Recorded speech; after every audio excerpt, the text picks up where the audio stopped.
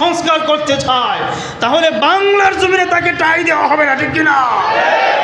তসলিমা নাসরিন রাতের আধারে বুরকা পরে পালিয়ে যেতে পারেছে, কিন্তু বর্তমানে তসলিমা নাসরিনের উত্তরাধিকারী যারা বাংলাদেশে থেকে আল্লাহর আইন সংস্কার করতে চায় তাদেরকে শর্ট প্যান্ট পরেও বাংলাদেশ থেকে বের হতে দেওয়া হবে না, ঠিক কিনা? বাংলাদেশ থেকে শর্ট প্যান্ট পরেও বের হতে পারবে না। বাংলাদেশের 14 কোটি মুসলমান জীবিত থাকতে আল্লাহর কোরআনের বিরুদ্ধে আল্লাহর কোরআনের আইন সংস্কার করবে এমন কোন বাপের বেটা বাংলাদেশে জন্ম হয় না। তোমরা যার দালালি করো আর যার যাকে নেতা মেনে যাকে আদর্শ হিসেবে গ্রহণ করো না কেন, বাংলাদেশের মুসলমান ইমানি শক্তিতে বলিয়ান হয়ে যখন তোমাদেরকে আঘাত করবে তোমাদের ছিন্ন বিচ্ছিন্ন করে বাংলাদেশকে তাড়িয়ে দেওয়া হবে। আল্লাহর কোরআনের আইন কখনো আল্লাহর কোরআনের আইন সংস্কার করার অধিকার এই পৃথিবীর জমিনে কোনো কারণ নমরুদ ফেরাউনকে দেওয়া হয় না। বাংলাদেশের সরকার প্রধান উপদেষ্টা অন্তর্বর্তীকালীন সরকারের প্রধান উপদেষ্টা ডক্টর মোহাম্মদ ইউনূসকেও দেওয়া হয় নাই। যদি ডক্টর মোহাম্মদ ইউনূস আল্লাহর কোরআনের এই আইন সংস্কার করতে চায় তাহলে শেখ হাসিনার চাইতেও আরো ভয়ঙ্কর পরিণতি হবে, ঠিক কিনা? বাংলাদেশের একজন মুসলমান থাকতে বাংলাদেশে আল্লাহর কোরআনের সংস্কার করার অধিকার ক্ষমতা দেওয়া হবে না, ঠিক কিনা? মুসলমান এই জন্য জাগ্রত থাকতে হবে। চতুর্মুখী ফিতনা আসবে, এজন্য আমাকে আপনাকে ইমানি শক্তি নিয়ে বলিয়ান হয়ে দাঁড়াতে হবে। আল্লাহর কোরআনের সংস্কার করার অধিকার পৃথিবীর জমিনে কাউকে দেওয়া হয় নাই। আল্লাহর কোরআন আল্লাহ তাআলা পরিপূর্ণভাবে আমাকে আপনাকে জীবন ব্যবস্থা হিসাবে আল্লাহ তাআলা দিয়েছেন। এই পরিপূর্ণ জীবন ব্যবস্থার মধ্যে কেউ বাড়াবে আর কেউ কমাবে এই অধিকার বাংলাদেশে যারা বাংলাদেশে থেকে করতে চায় তাদেরকে দেওয়া হবে ইনশাআল্লাহ। রাজি আছেন? ইনশাআল্লাহ। পাশাপাশি আরেক বাংলাদেশের অন্তর্বর্তীকালীন সরকারের গঠন করা 12টি সংস্কার কমিশনের অন্যতম একটি সংস্কার কমিশন হলো নারী সংস্কার কমিশন। 12টি সংস্কার কমিশনের অন্যতম একটি সংস্কার কমিশন হলো নারী সংস্কার কমিশন।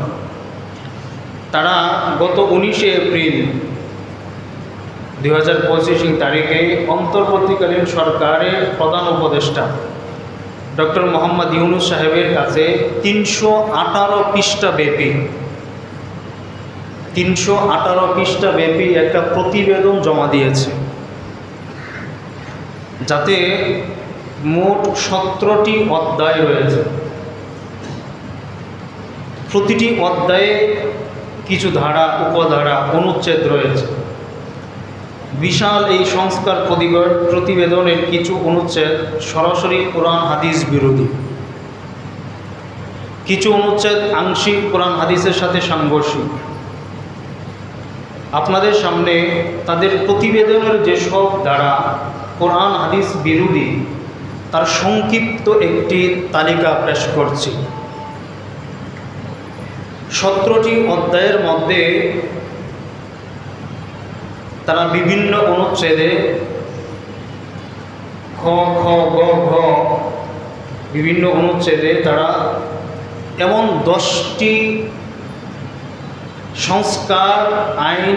সংস্কার করার জন্য বলেছে যে 10টি সংস্কার আইন নতুন করে সংস্কার করলে কোরআন হাদিস বিরোধী হয় এবং আল্লাহর দেয়া জীবন ব্যবস্থা, পূর্ণাঙ্গ জীবন ব্যবস্থাকে তারা পূর্ণভাবে পুনরায় সংস্কার করতে চায়। নাউজুবিল্লাহ বলবেন না? আল্লাহ যেটাকে সংস্কার করে পূর্ণাঙ্গভাবে আমাদের জন্য দিয়েছেন সেটাকে দুনিয়ার কোনো মানুষ সংস্কার করতে পারে? ক্ষমতা আছে না। এমন 10টি সংস্কার যা কোরআন হাদিস বিরোধী আপনাদের সামনে উপস্থাপন করছি। 1 নম্বর, নারী সংস্কার কমিশনের প্রতিবেদনের 11তম অধ্যায়ে 11.31 এর খ অনুচ্ছেদে বলা হয়েছে নারীদের সম্পত্তির সমান অধিকারের নিশ্চিত করতে মুসলিম ও হিন্দু উত্তরাধিকার আইন সংশোধন করা জরুরি। নাউজুবিল্লাহ বলবেন না? উল্লিখিত অনুচ্ছেদে সম্পত্তি সমান উত্তরাধিকার বিষয়টি কোরআন হাদিস বিরোধী, সরাসরি কোরআনের সাথে সাংঘর্ষিক। আল্লাহ রাব্বুল আলামিন সূরা নিসার 11 নম্বর আয়াতে বলেন, ইউসিকুমুল্লাহু ফি আওলাদিকুম লিয-যাকারি মিসলু হাযিল উনসায়াইন।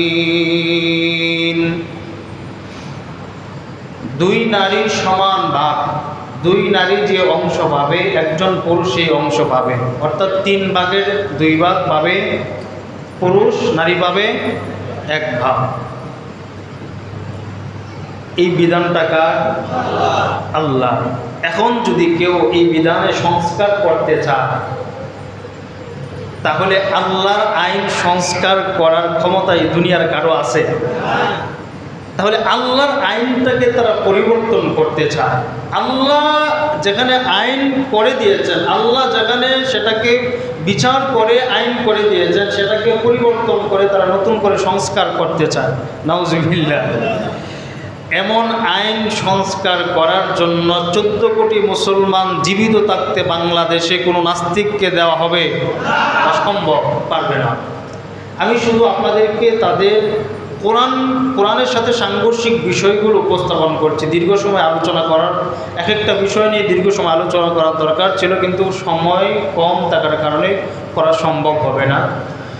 তো 1 নাম্বার, তারা নারী পুরুষের সমান অধিকার চাইছে। নারী পুরুষের সমান অধিকার আল্লাহর আইনে এটাকে আল্লাহ তাআলা ফায়সালা করে দিয়েছেন। আল্লাহ তাআলা বিধানটাকে পরিপূর্ণভাবে করে দিয়েছেন, এখানে অপূর্ণতা রাখেন নাই। নতুন করে কেউ পূর্ণতা করতে পারবে না, বাড়াতেও পারবে না, কমাতেও পারবে না, কারণ আল্লাহ এটাকে পরিপূর্ণ করে দিয়েছেন। 2 নাম্বার, প্রতিবেদনের 5ম অধ্যায়ের 3.23 খ অনুচ্ছেদে বলা হয়েছে, জন্ম, মৃত্যু, বিবাহ, তালাকের তথ্য স্থানীয় সরকার প্রতিষ্ঠান ও কাজী অফিসের মধ্যে যাচাইয়ের জন্য তথ্য বিনিময়ের ডিজিটাল এক্স-রে ব্যবহার করা, যাতে কম বয়সে বিবাহ ও বহু বিবাহ রোধ করা যায়।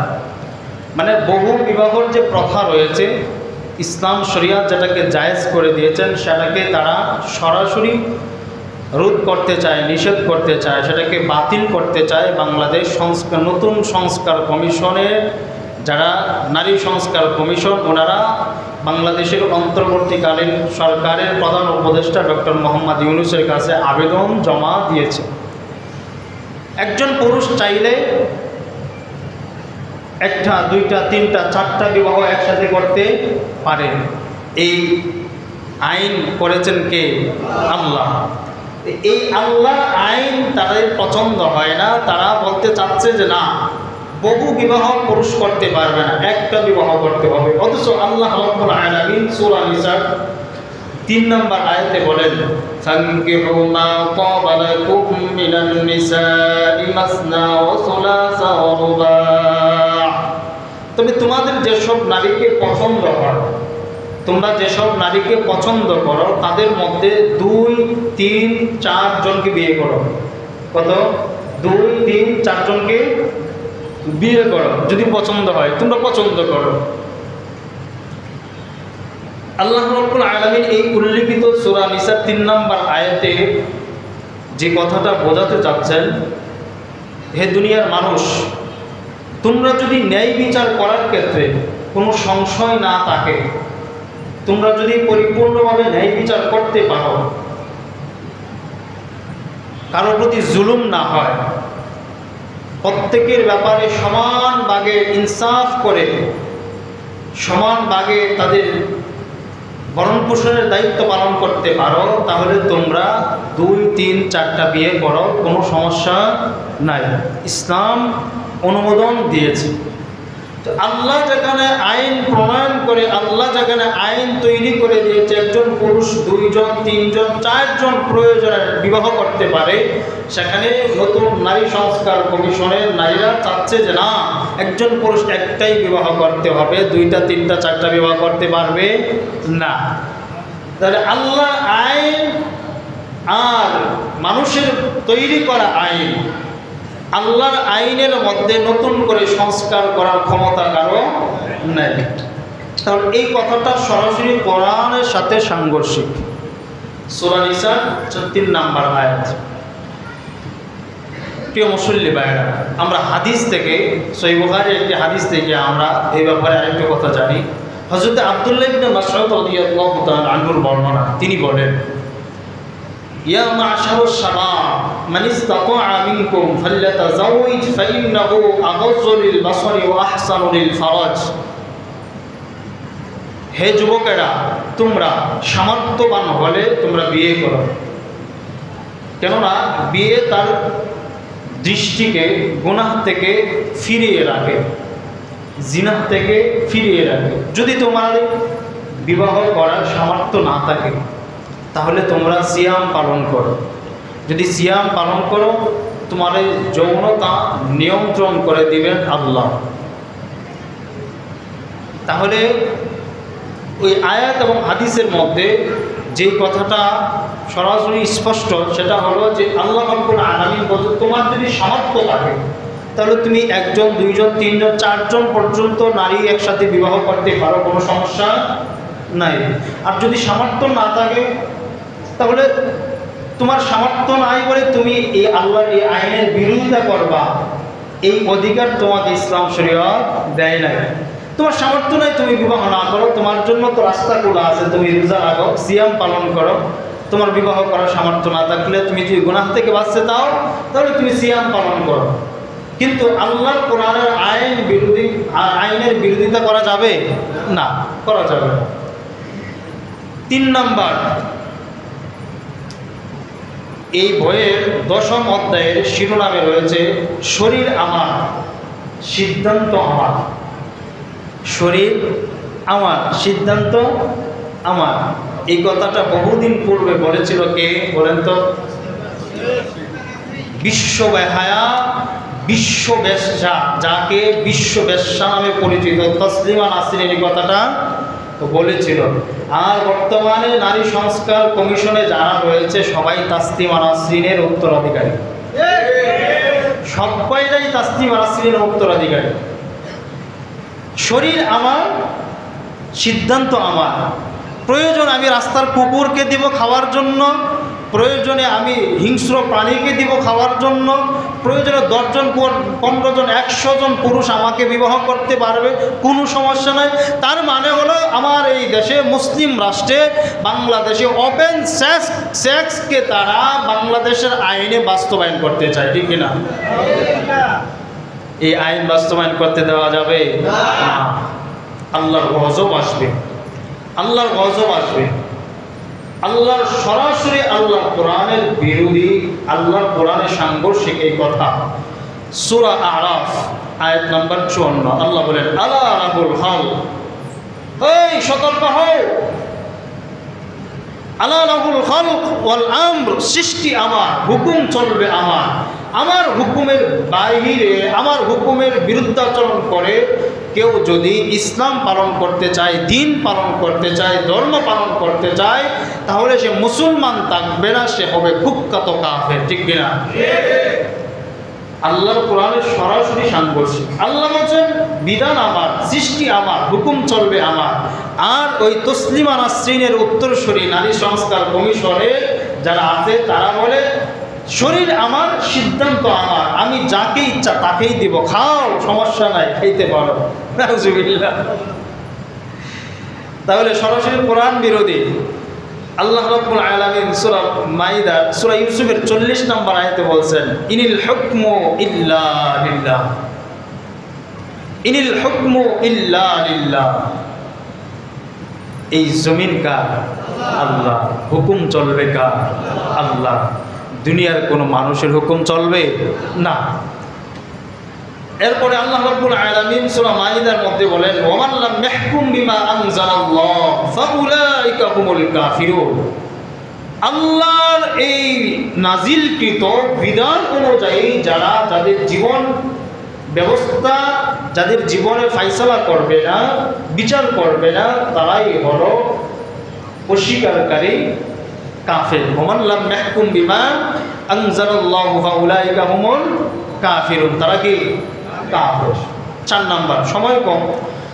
10ম অধ্যায়ের 10.2 অনুচ্ছেদে বলা হয়েছে সমাজে প্রচলিত প্রথা, কুসংস্কার, মাসিক সম্পর্কে ভ্রান্ত ও নেতিবাচক ভ্রান্ত ধারণা নারী কিশোরীদের মাসিক স্বাস্থ্য ব্যবস্থা করার ক্ষেত্রে বড় বাধা। সংস্কার প্রতিবেদনের এই অংশটি কোরআনের সাথে সরাসরি সাংঘর্ষিক। নারীদের মেন্স হয় না? মেন্স হয় কিনা? মেন্স হলে কি তাদের সাথে সহবাস করা বা তাদের সাথে মিলামেশা করা জায়েজ? ইসলাম শরীয়ত সেটাকে হারাম করে দিয়েছে না? তারা চাচ্ছে না মেন্স হলে নারীদের সাথে সহবাস করা যাবে। এটা ইসলাম শরীয়ত তাদের প্রতি অবিচার করেছে, তাদের প্রতি অবিচার করার কারণে তারা এই প্রতিবেদনটা মাননীয় প্রধান উপদেষ্টা ডক্টর মোহাম্মদ ইউনূসের কাছে জমা দিয়েছে, যে তারা বলতে চাচ্ছে যে না, মেন্সের সময়, মাসিকের সময়, ঋতুস্রাবের সময় মহিলাদেরকে সহবাস করা, মিলন করার যে প্রথা ইসলাম যেটাকে নিষেধ করেছে সেটাকে বাতিল করে, সেটাকে বাদ দিতে হবে, না হয় নারীদের স্বাস্থ্যের ক্ষতি হবে। নাউজুবিল্লাহ। আল্লাহ রাব্বুল আলামিন সূরা বাকারা 222 নম্বর আয়াতে এই কথাটা উল্লেখ করেছেন। আল্লাহ বলেন, আসআলুনাকা আনিল মাহিদ, নবী আপনার কাছে যদি তারা জিজ্ঞাসা করে ঋতুস্রাব সম্পর্কে, মাসিক সম্পর্কে, মেন্স সম্পর্কে, তো আপনি বলেন কুল হুয়া আযা, এটা আল্লাহর পক্ষ থেকে একটা কষ্ট, আল্লাহর পক্ষ থেকে একটা কষ্ট। ফাতাজিলুন নিসা, যারা মহিলাদেরকে আল্লাহ রাব্বুল আলামিনের পক্ষ থেকে দেওয়া হয়েছে তাদের শরীরের রোগ জীবাণু দূর করার জন্য। আচ্ছা বলুন তো, পুরুষের যে বীর্যটা, একটু কথা না বললে নয়, পুরুষের যে বীর্যটা সেটা কি পাক না নাপাক? নাপাক। আমরা যখন নারীদের সাথে সহবাস করি বা মিলন করি, এই বীর্যটা যখন ভিতরে প্রবেশ করে, সেটা যদি ভিতরে অবস্থান করে, তাহলে যদি বের না হয়, তাদের পেট থেকে যদি বের না হয়, যদি রেহেমের মধ্যে আটকা পড়ে যায়, তাহলে নারীদের বড় ধরনের রোগ, জীবাণু রোগ হওয়ার সম্ভাবনা আছে না নাই? আপনারা বৈজ্ঞানিক দৃষ্টিতে তালাশ করে দেখবেন, কোরআন সুন্নাহর দৃষ্টিতে যদি আপনারা বিশ্বাস না হয়, তো আল্লাহ রাব্বুল আলামিন বলেন ফাতাজিলুন নিসা, মহিলাদেরকে আল্লাহ রাব্বুল আলামিনের পক্ষ থেকে সাময়িক সময়ের জন্য একটা কষ্ট দেওয়া হয়েছে, যাতে করে তারা পবিত্র থাকতে পারে, যাতে করে তাদের রোগ জীবাণু থেকে তারা বাঁচতে পারে, যাতে করে তারা সুস্থ থাকতে পারে। আল্লাহ রাব্বুল আলামিন নবী মুহাম্মদুর রাসূলুল্লাহ সাল্লাল্লাহু আলাইহি ওয়াসাল্লামের মাধ্যমে আমাদেরকে জানিয়ে দিলেন, ওয়ালা তাকরাবুহুন্না ওয়ালা তাকরাবুহুন্না হাত্তা ইয়াতাহুন্না, যতক্ষণ পর্যন্ত তারা মেন্স থেকে, মাসিক থেকে, ঋতুস্রাব থেকে তারা পবিত্র না হবে, ততক্ষণ পর্যন্ত তাদের কাছেও তোমরা যাবা না। কি বলছেন? ওয়ালা তাকরাবুহুন্না, তাদের নিকটেও যাবা না। পুরুষদেরকে বলছেন হাত্তা ইয়াতাহুন্না, যতক্ষণ পর্যন্ত তারা পবিত্র না হবে, যতক্ষণ পর্যন্ত তারা পবিত্র না হবে। ফাইদা তাতাহুন্না ফাতুহুন্না মিন হাইযু আমারাকুমুল্লাহ, যখন তারা পবিত্র হবে তখন তোমরা তাদের নিকটে গ্রহণ করো, তাদের সাথে মিলামেশা করো। আল্লাহ রাব্বুল আলামিন এই বিধানটাকে সুন্দর করে আমাদের উপকারার্থে, আমাদের জন্য আল্লাহ রাব্বুল আলামিন এই বিধানটাকে নাজিল করেছেন। আর এই বিধান তাদের পছন্দ হয় না, যারা তসলিমা নাসরিনের উত্তরসূরি, তারা চাচ্ছে না মাসিকের সময়, ঋতুস্রাবের সময়, মেন্সের সময় মহিলাদের সাথে সহবাস করা যাবে, মিলন করা যাবে। এই আইন ইসলাম শরীয়ত নিষেধ করেছে, সেটাকে বাতিল করে নতুন করে সংস্কার করতে হবে, অনুমোদন দিতে হবে। নাউজুবিল্লাহ। কত বড় নির্লজ্জ হলে এসব কথা বলতে পারে, আর কত বড় মূর্খ হবে। আসুন আমরা হাদিস থেকে জানি, আল্লাহ নবী সাল্লাল্লাহু আলাইহি ওয়াসাল্লামের সাহাবী হযরত আব্দুল্লাহ ইবনে মাসউদ রাদিয়াল্লাহু তাআলা আনহু বর্ণনা দিয়েছেন, আল্লাহ নবী সাল্লাল্লাহু আলাইহি ওয়াসাল্লাম বলেছেন, ইন্না মিম্মা আদরাকান নাসা মিন কালামিন নবুওয়াতিল উলা ইযা লাম তাস্তাহি ফাসনা' মা শি'তা, হযরত আব্দুল্লাহ ইবনে মাসউদ রাদিয়াল্লাহু তাআলা আনহু বলেন, রাসূল সাল্লাল্লাহু আলাইহি ওয়াসাল্লাম বলেছেন, আগেকার নবীদের বাণী সমূহ থেকে যে কথাগুলো মানুষ পেয়েছে তার একটি কথা হলো, যদি তোমার লজ্জা না থাকে তাহলে তোমার যা ইচ্ছা তাই করো। লজ্জা মানুষের না থাকলে যা ইচ্ছা তাই করতে পারে, তাদের তো কোনো লজ্জা নাই। তাহলে জ্যোতিষরাব কি আর মাসিক কি আর মেন্স কি, যখন ইচ্ছা তখন রাস্তার কুকুরকে দিয়ে দেয়, নিজের দেহ বিক্রি করে দেয়, ঠিক না? তো তাদের আবার ইসলাম কিসের আর তাদের আবার ধর্ম কিসের? তাদেরকে কি বাংলাদেশে 7 কোটি নারী বা 8 কোটি নারী তারা কি বলছে যে তোমরা সরকারের কাছে আবেদন করো? বলছে? বলে না। তারা নিজেদের দেহ বিক্রি করছে, তারা যা ইচ্ছা তাই করতে পারে। আল্লাহ আমাদের সকল মা বোনদেরকে হেফাজত করুন, সকলে বলে আমিন।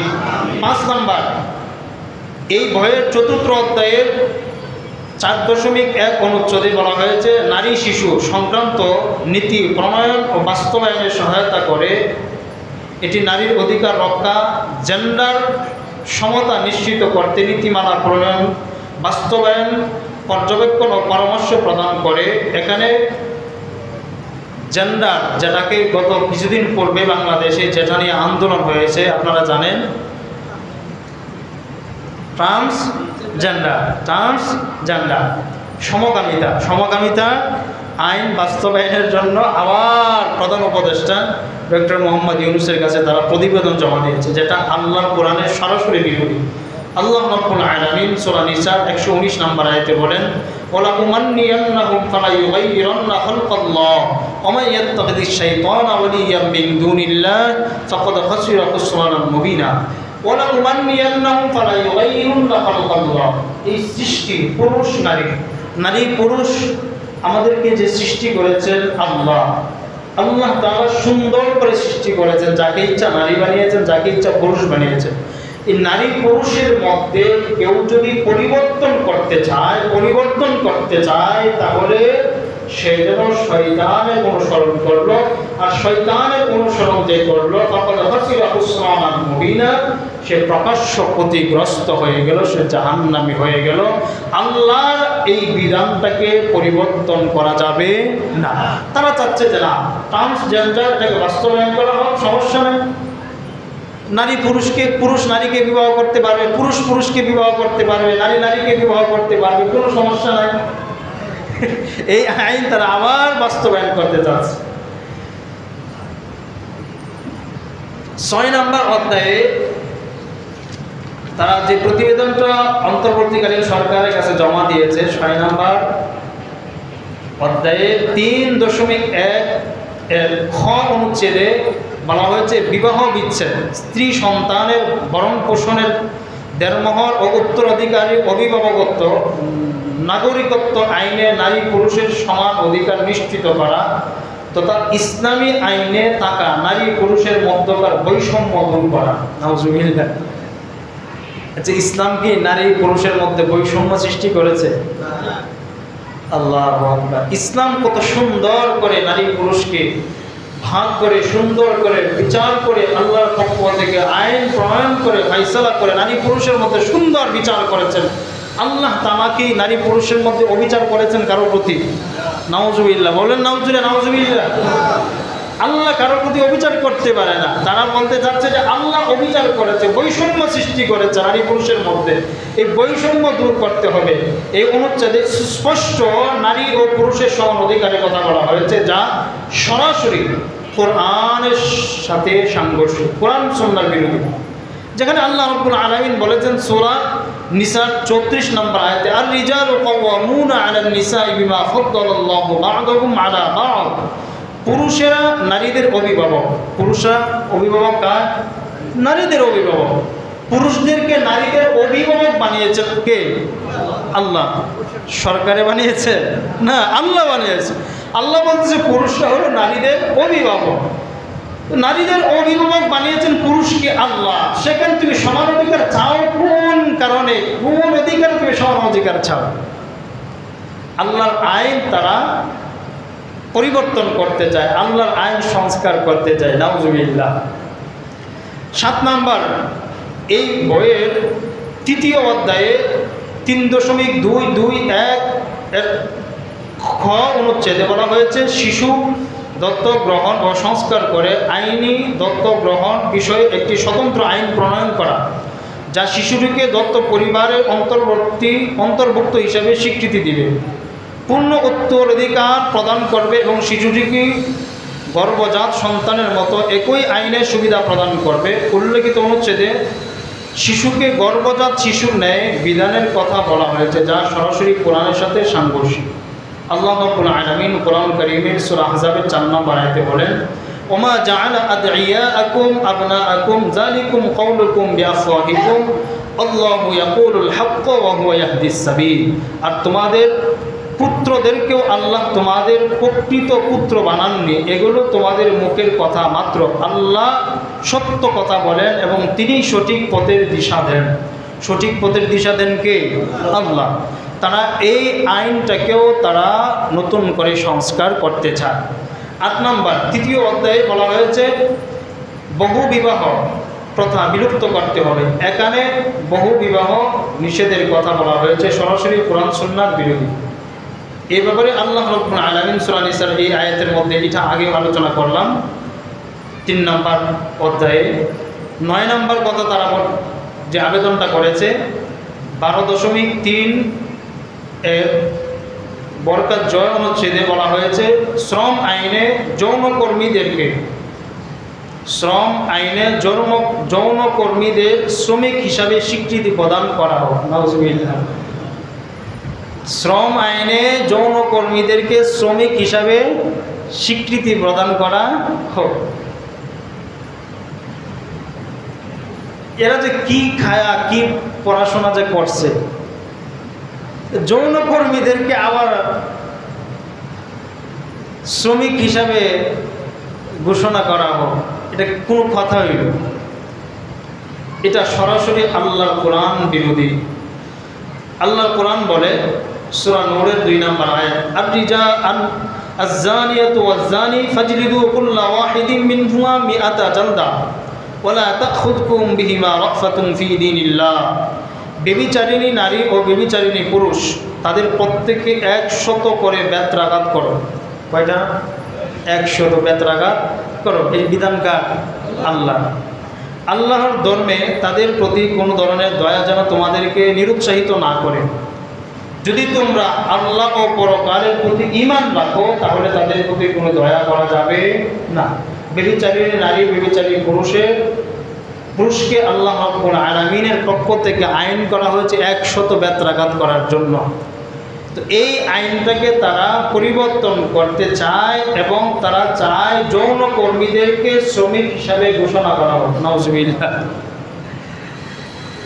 আল্লাহর গজব কিভাবে দেশে আসে, আমাদের সমাজে আসে আপনারা জানেন। রাসূলুল্লাহ সাল্লাল্লাহু আলাইহি ওয়াসাল্লাম বলেছেন, দেশে এমন এমন মহামারী এমন গজব আসবে যা মানুষ কল্পনাও করতে পারবে না। এমন একটা সময় আসবে, 2টা কারণে গজব আসবে, মহামারী আসবে। আল্লাহ রাসূল সাল্লাল্লাহু আলাইহি ওয়াসাল্লাম বলেছেন এর মধ্যে একটা কারণ হলো যখন প্রকাশ্যে ঘোষণা করে যৌনতাকে মানুষ স্বীকৃতি দিবে এবং যৌনতা সমাজে প্রচলন হবে, যৌনতা সমাজে চলবে, তখন আল্লাহর পক্ষ থেকে এমন গজব আসবে যে মানুষ জীবনের নাম শুনে কল্পনাও করতে পারে না। আপনারা ইতিপূর্বে কখনো নাম শুনেছিলেন? ওমিক্রনের নাম শুনেছেন? করোনার নাম শুনেছিলেন কোনো সময়?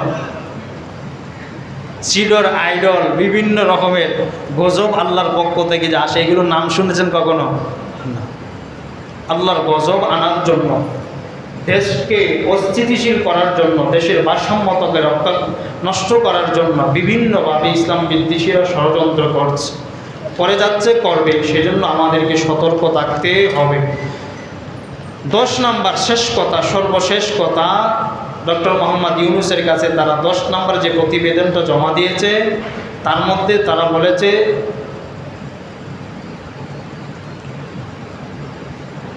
যেহেতু রাষ্ট্র একটি ইহজাগতিক সত্তা, সেহেতু কোনো ধর্মীয় বিধান অনুসরণ করে সংবিধান শুরু হওয়া উচিত নয়। তাছাড়া একটি ধর্মকে প্রাধান্য দেওয়া ধর্মনিরপেক্ষতার নীতির সাথে সাংঘর্ষিক। নাউজুবিল্লাহ বলেন। ধর্মকে প্রাধান্য দিয়েছেন কে? আরে বলেন না, আওয়াজ করে কে? আল্লাহ। যেখানে আল্লাহ আমাদের ইসলামকে প্রাধান্য দিয়েছেন, সর্বশ্রেষ্ঠ ধর্ম বলে ঘোষণা করেছেন, সেখানে তুমি আমি কে? হ্যাঁ, আল্লাহ বলেছেন ইন্নাদ-দীনা ইনদাল্লাহিল ইসলাম। নিঃসন্দেহে আল্লাহ তাআলার কাছে সবচাইতে মনোনীত এবং পছন্দনীয় ধর্মের নাম হলো ইসলাম। আল্লাহ যেখানে শ্রেষ্ঠত্বের ঘোষণা করেছেন, সেখানে তুমি আমিকে ধর্ম নিরপেক্ষতার নামে এই আইন বাংলাদেশের সংসদে পাশ করতে চায়। তারা বলতে চায় একটি ধর্মকে প্রাধান্য দেওয়া এটা সরাসরি বৈষম্যে অন্যান্য ধর্মদেরকে প্রাধান্য না দেওয়া, এটা সরাসরি বৈষম্য স্বীকার করা, অন্য ধর্মকে তুচ্ছ করে দেখা, ছোট করে দেখা। এই অনুচ্ছেদে ধর্মনিরপেক্ষতার সমর্থন করা হয়েছে, যা কোরআনের সাথে সরাসরি সাংঘর্ষিক, পবিত্র কোরআনের বিরোধী। যেখানে আল্লাহ রাব্বুল আলামিন স্পষ্ট করে দিয়েছেন, ওয়া ইয়াবতাগি গায়রুল ইসলাম দীনান ফালান ইউকবালা মিনহু ওয়া হুয়া ফিল আখিরাতি মিনাল খাসিরিন। ইসলাম ছাড়া কেউ যদি অন্য কোনো ধর্ম অবলম্বন করে, অনুসরণ করে চলে, তাহলে সে সরাসরি ওয়া ফিল আখিরাতি মিনাল খাসিরিন, পরকালে কি হবে? ক্ষতিগ্রস্ত হবে, জাহান্নামী হয়ে যাবে। প্রিয় মুসল্লি ভাইরা, সার সংক্ষেপে শুধুমাত্র তাদের প্রতিবেদনের মধ্যে 17টি অনুচ্ছেদে তারা 10টি এমন কথা বলেছে যেই কথাগুলো সরাসরি কোরআনের সাথে সাংঘর্ষিক, কোরআন সুন্নাহ বিরোধী। এই কথাগুলো আমাদের দেশে তারা বাস্তবায়ন করতে চায়। মূলত তারা বাস্তবায়ন করতে চায় না, তাদের এজেন্ট, যাদের এজেন্ট হয়ে তারা কাজ করতেছে, তারা যাদের দালালি করছে, তাদেরকে আদর্শ হিসেবে গ্রহণ করেছে। যেমন তসলিমা নাসরিন ইন্ডিয়াতে বসে বসে বিভিন্ন সময় বিভিন্ন কথা মিডিয়াতে প্রচার করছে। ইন্ডিয়া থেকে তসলিমা নাসরিনের উত্তরাধিকারী যারা বাংলাদেশে অবস্থান করছে এবং বাংলাদেশের ভিতরগত বহিরাগত শত্রু যারা এই দেশের ভারসাম্য নষ্ট করার জন্য, দেশকে অস্থিতিশীল করার জন্য, দেশের শান্তিকামী মানুষদেরকে অশান্তিতে রাখার জন্য এবং বিশ্বমঞ্চে বাংলাদেশকে অশান্তি এবং বাংলাদেশের বর্তমান সরকার প্রধান যারা আছেন, পরিচালনা করছেন, তাদেরকে ব্যর্থ প্রমাণ করার জন্য বিভিন্ন কৌশলে তারা এই নাস্তিকদেরকে দাঁড় করিয়ে দিয়েছে। ইসলাম বিদ্বেষী নাস্তিকদেরকে ইসলাম প্রেমিক, আল্লাহ প্রেমিক, কোরআন প্রেমিক মানুষদের বিরুদ্ধে দাঁড় করিয়ে দিয়েছে, যাতে করে কোরআন প্রেমিক, আল্লাহ প্রেমিক মানুষেরা তাদের প্রতিবাদ করে রাস্তায় নেমে আসে আর তারা প্রমাণ করতে পারে বর্তমান সরকার ব্যর্থ। এটাই তাদের থিওরি। এই যখন দেখলো যে বিভিন্ন থিওরি তারা বাস্তবায়ন করছে, কৌশল অবলম্বন করছে, কোনোটাতেই সফল হতে পারছে না, এখন সর্বশেষ ওই অন্তর্বর্তীকালীন সরকারের 12টি সংস্কার কমিশনের 12 নম্বর নারী সংস্কার কমিশন তাদেরকে দাঁড় করিয়ে দিয়েছে। ইসলাম বিদ্বেষী নারী সংস্কার কমিশনকে দাঁড় করিয়ে দিয়েছে। ইসলামের বিপক্ষে তোমরা কথা বলো, তাহলেই তো দেশের শান্তি, দেশে অরাজকতা সৃষ্টি হবে, আর আমরা প্রমাণ করতে পারবো এই সরকার ব্যর্থ। আপনারা কিছু বুঝতে পারছেন তো? তাহলে আল্লাহর আইন সংস্কার যদি কেউ করতে চায়, তাহলে তাকে আল্লাহর আইন সংস্কার করার অধিকার দেওয়া হবে? আরে মুসলমান ইমানের আওয়াজ করে বলেন